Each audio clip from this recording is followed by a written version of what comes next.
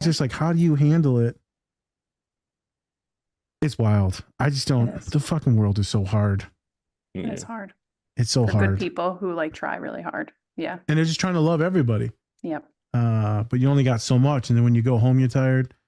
Yep. And then you've got all the medical stuff too, and then the kid, and then it's just like you just fucking. How do you love? Yeah. When you're tired. Yeah. Yeah. That's a shirt. That's a shirt. It's a thing.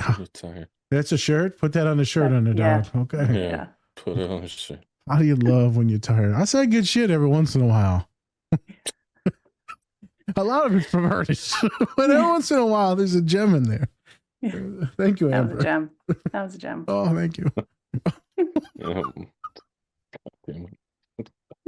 You have no idea what you just did, Amber. I know. I'm so gassed up right now. Now he's about to just spew so much shit out of his fucking mouth. You just gave. I'm gonna mute. You're like, that's a gem. That's a gem. Like, all right. Anyways, so you talk about how kids and just parenting in general has changed in the last few years.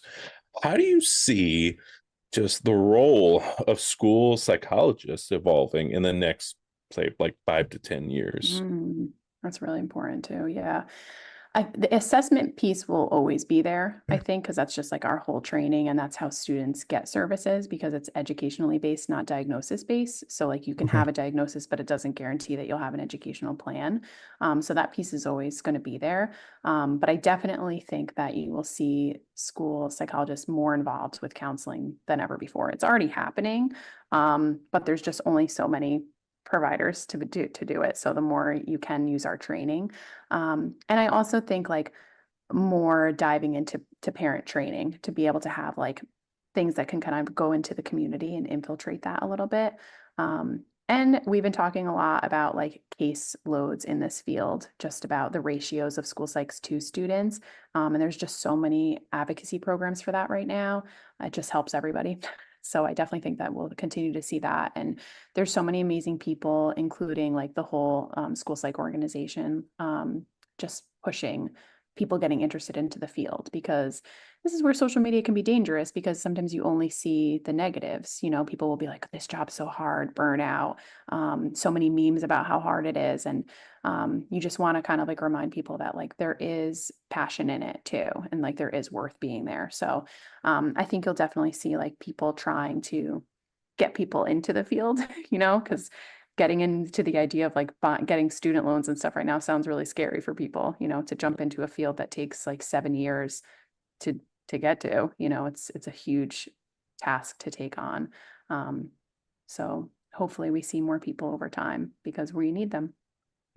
Do you think you would like to jump ship and like become like a one-on-one individual therapist and ease your hours and maybe, you know, get your own thing? You're right. Cause you got the humanness to like have a full caseload and make some good money, you know? Yeah.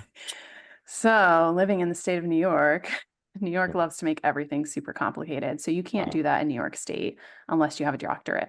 Damn. So I went to 7 years of school, but I cannot be a private practice school psychologist. Wait a minute. Well, but you can in other states. Yeah. Can you be a psychologist in other states technically? Yes. So I'm a nationally certified school psychologist, but you do need to have state by state. Yeah. So you still would have to do that. So yeah, there's a lot of people that do it, just like you said, from the burnout component, but it's challenging too. Cause like, if you find the right place, I know, you know, then you find the right place, and then you get like that component of like that summertime with your family. Like there's balances of like working within a school, but I definitely see a lot of people do that. But in New York, man, it's a challenge here. I'm just saying, you know, you can put your light, you can set it for Jesus, the shithole we call Ohio. Or you can set it for Michigan or something like that, Minnesota, your license over there, and then just do online therapy. You could. Yeah. No, you can. You really can. Yeah, you can. Okay, so we got options. So you might come work with the different spectrums clinic in Michigan when we open. Hey, call me. Some testing and assessments. Love it. Oh, there we go. We got another one, folks. You heard it here. She signed another thing. Documented, recorded. Documented. She agreed to it. That's a contract. I ain't giving you shit either. Remember that shit pay? Yeah, you're keeping that. Yeah. That's not changing. It's not changing. You're going to work harder, though. Yeah. So It's just going to be a brown man instead of a white man. Yeah, there you go. The only change. We're very diverse here. We're very diverse here. We treat our employees good, our company good. That's what I meant to say. We treat our company good. Yeah, he's head of a company. All right. Anyways, let's. So I would love to know from you: is Good Will Hunting one of those films where you can just play over and over again, and you're just like, this is my relaxation movie? Or do you have any type of shows or other movies that you watch that you're just like, this is my comfort show or movie? Definitely not Good Will Hunting, because it's like it's a little sad. It's a little sad. It's a little I feel traumatic. like I could Maybe you like watch to be in the sadness. I don't know. No. Every 5 years I can watch this movie. Facts. I love Monk. I love Monk. Spence likes Monk. Yes. I recently watched the entire Monk. That was wonderful. And Gilmore Girls. I love a good Gilmore Girls. Yeah. Have you seen the movies for Monk? The I movie did that just came out? not. It's actually really good. Okay, because I'm scared, because I'm so like committed to Monk. It's love really it so good. much. Okay. And it starts off pretty heavy. He's like, well, like he's contemplating committing suicide. Jesus. That's a rough start. Like, what the fuck? Because like he's not able to do his, his detective work anymore. His wife's gone, and he's trying to make a book, but they like the publishers are just like, you put in every detail of your life in the book, and it's like this fucking high. And he's like, well, what do you want me to do? There's Monk. What do you want me to do? Yeah. And so I actually really liked it. I'm also a Monk fan, so love it. Amber, recommend. You we're gonna do a pod about looks like Monk later in the year. It looks like. Oh yes, please. It looks like you love. I almost did that, but yes. Yeah, we can watch the movie, or we can just do it on the show if you want to do the show. Yeah, show would be fun. Oh, let me watch the movie. I should. Let me give the movie a chance. Right. Also, I gotta make a joke here. Very, very quick joke.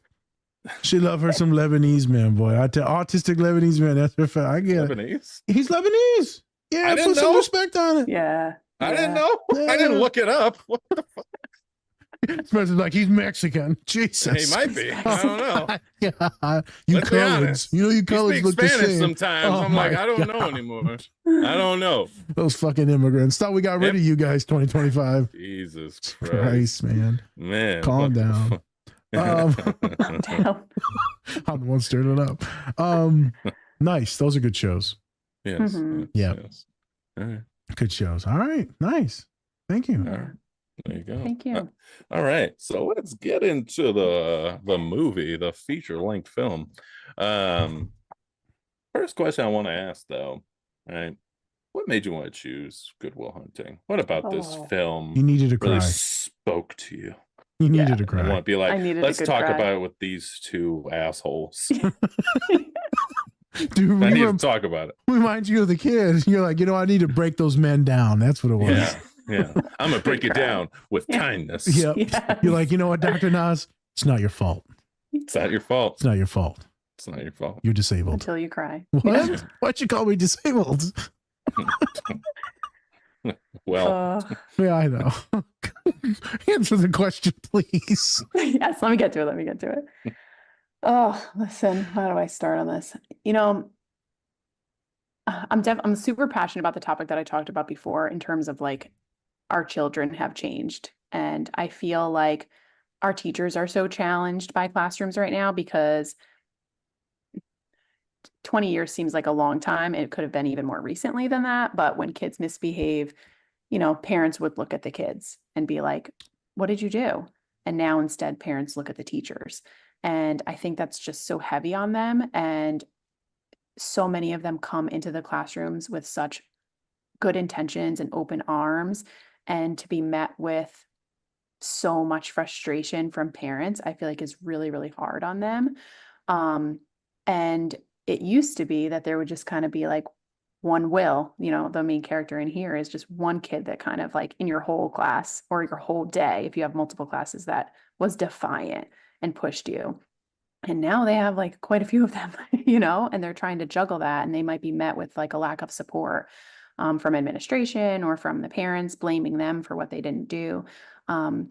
So I just really would love to challenge everyone involved, parents, teachers, and administrators, and mental health people in the schools, just to find a way to build rapport together across the board, because what we're doing is not working. It's definitely a sad path that we're taking right now, and seeing amazing people leave the field makes you really sad too. Facts. So this movie just makes me think about how that hard work of rapport building can pay off. You can save a life. It can. And multiple exactly. lives if you just show up authentically and real. Yep. Yep. Don't blame the teachers, folks. Jesus Christ, don't blame the teachers. They're the hardest most, job. yeah, they're so disrespected, Spence, and underpaid, and Yeah. the social workers, the nurses, the babysitters. Like, fuck me. Don't blame the Yeah. teachers, my guys. Yeah. People are like, well, our kids are stupid in America these days. It ain't the fucking teachers' fault. I'll tell you that right now. Mhm. Maybe give them a little bit more money and so they can actually afford to feed their fucking family. They won't have to work 3 other jobs.